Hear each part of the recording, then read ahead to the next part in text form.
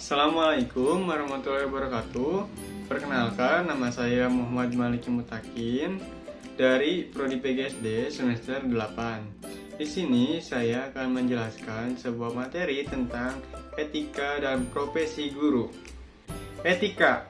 Menurut Kerap, tahun 1998, etika berasal dari bahasa Yunani, ethos atau tunggal atau taeta jamak yang berarti watak.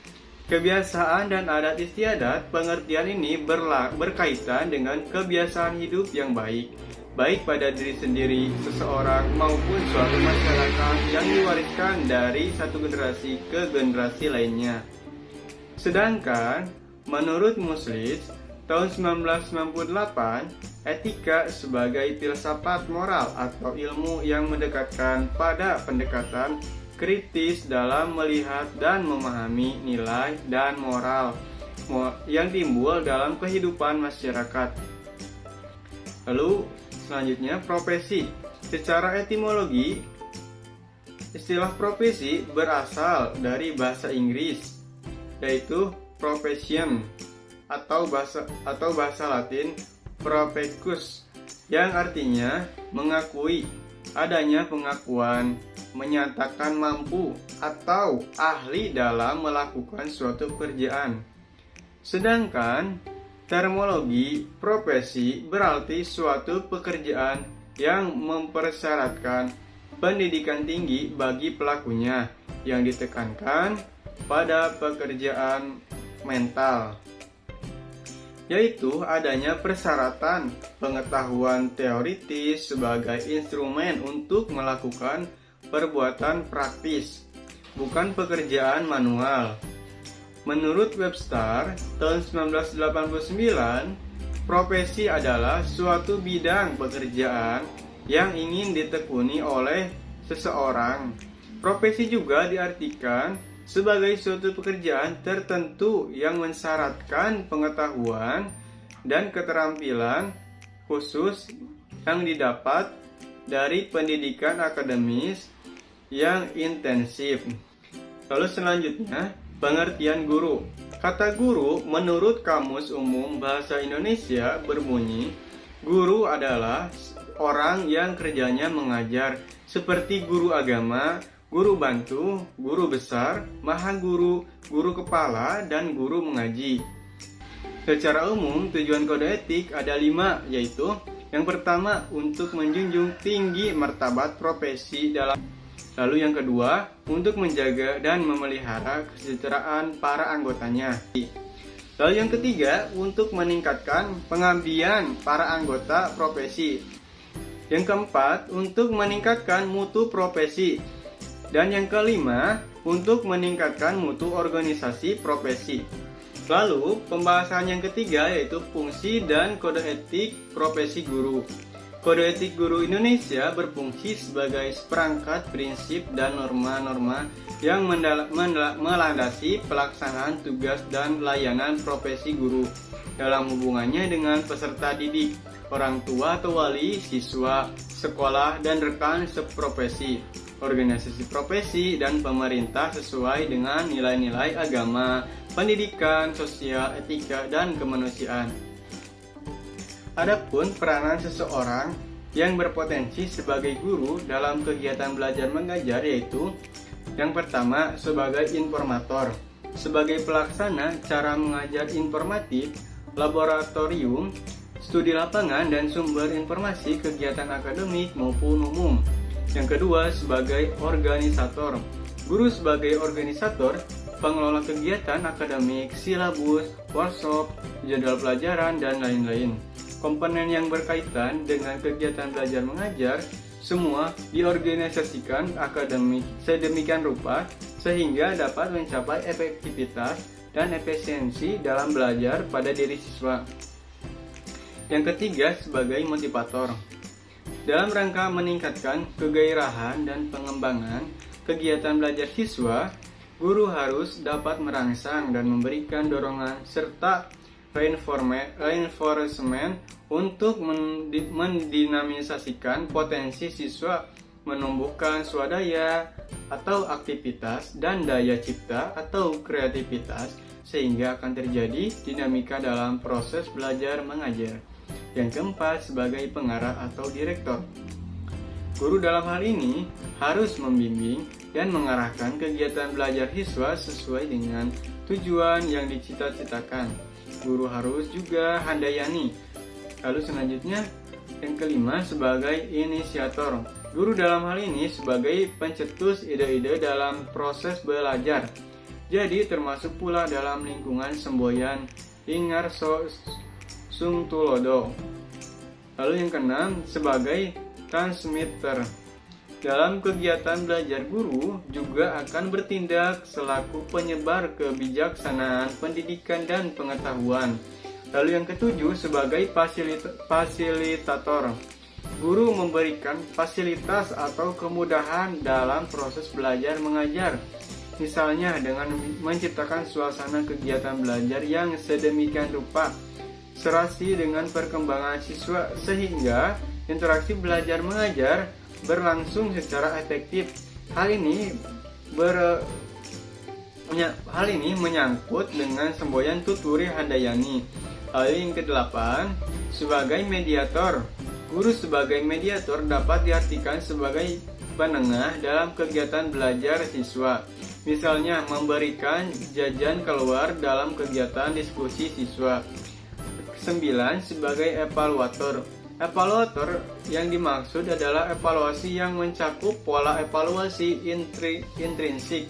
Untuk ini, guru harus hati-hati dalam memberikan nilai atau kriteria keberhasilan. Yang ke-10, sebagai motivator. Sebagai tenaga kependidikan yang memiliki komitmen terhadap upaya perubahan dan informasi. Lalu yang ke-11, sehingga sebagai developer. Pelaksanaan, pelanggaran, perlindungan, dan sanksi guru terhadap pelanggaran kode etik guru. Nah, di sini yang pertama itu pelaksanaan. Pelaksanaan pasal 7.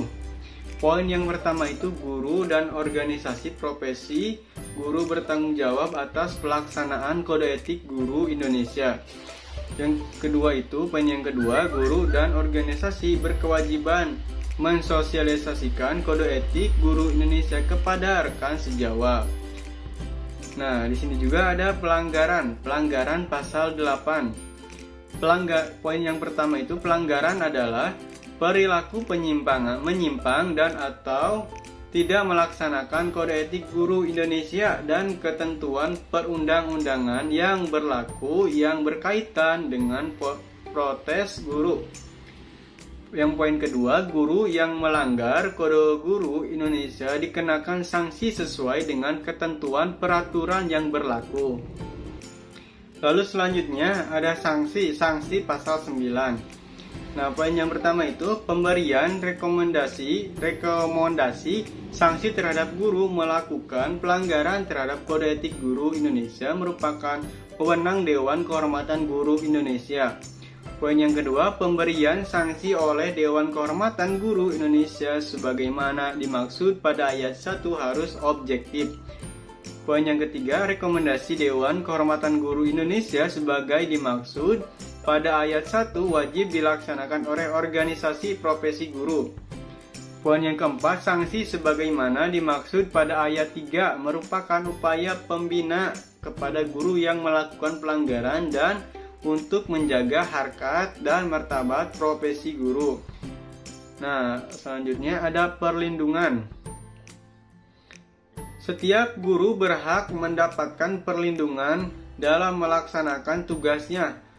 Perlindungan guru meliputi poin yang pertama, perlindungan hukum. Perlindungan hukum mencakup perlindungan atas tindak kekerasan, ancaman, perlakuan diskriminatif, intimidasi, atau perlakuan tidak adil. Poin yang kedua, perlindungan profesi. Perlindungan profesi mencakup perlindungan terhadap pemutusan hubungan kerja yang tidak sesuai dengan peraturan perundang-undangan, pemberian imbalan yang tidak wajar, pelecehan terhadap profesi, serta pembatasan lain yang dapat menghambat guru dalam melaksanakan tugas. perbedaan etika profesi guru Indonesia dan di luar negeri. Indonesia dijelaskan bahwa untuk menjadi profesional, seorang guru dituntut untuk memiliki 4 hal. Nah, yang pertama itu pemahaman guru terhadap peserta didik, perancangan dan pelaksanaan pembelajaran, evaluasi hasil belajar, dan pengembangan peserta didik untuk mengaktualisasikan berbagai potensi yang dimilikinya. Lalu yang kedua, kemampuan personal yang mencerminkan kepribadian yang mantap, stabil, dewasa, arif, dan berwibawa, menjadi teladan bagi peserta didik dan berakhlak mulia. Lalu yang ketiga, kemampuan guru untuk berkomunikasi dan bergaul secara efektif dengan peserta didik, sesama pendidik, tenaga kependidikan, orang tua atau wali peserta didik, dan masyarakat sekitar. Lalu yang keempat, penguasaan materi, pembelajaran secara luas dan mendalam, yang mencakup penguasaan materi kurikulum, mata pelajaran di sekolah dan substansi keilmuan yang menaungi materinya, serta penguasaan terhadap struktur dan metodologi keilmuannya. Sedangkan di luar negeri, atau lebih tepatnya di Amerika Serikat, sebagaimana diuraikan dalam jurnal Education Leadership 1993, dijelaskan bahwa untuk menjadi profesi seorang guru dituntut untuk memiliki 5 hal. Yang pertama, guru mempunyai komitmen pada siswa dan proses pembelajarannya. Yang kedua, guru menguasai secara mendalam bahan atau mata pelajaran yang diajarkannya serta cara mengajarkan kepada siswa. Yang ketiga, guru bertanggung jawab memantau hasil belajar siswa melalui berbagai cara evaluasi. Yang keempat, mampu berpikir sistematis tentang apa yang dilakukan dan belajar dari pengalamannya. Dan yang kelima, guru merupakan bagian dari masyarakat belajar dalam lingkungan profesinya. Dapat disimpulkan bahwa terdapat perbedaan kompetensi dan etika profesi guru. Guru adalah untuk jadi seorang guru harus memahami masing-masing kode etik yang harus dipatuhi dan kompetensi yang harus dimiliki. Di luar negeri, seorang guru harus memiliki komitmen tinggi atas siswa selama proses belajar mengajar. Sama halnya dengan Indonesia, seorang guru harus mempunyai pemahaman yang dalam atas pelaksanaan proses pembelajaran. Kode etik guru di setiap negara tidak jauh berbeda, yaitu seorang guru harus mempunyai komitmen yang tinggi terhadap siswanya. Dan yang membedakan hanya proses belajar mengajarnya saja.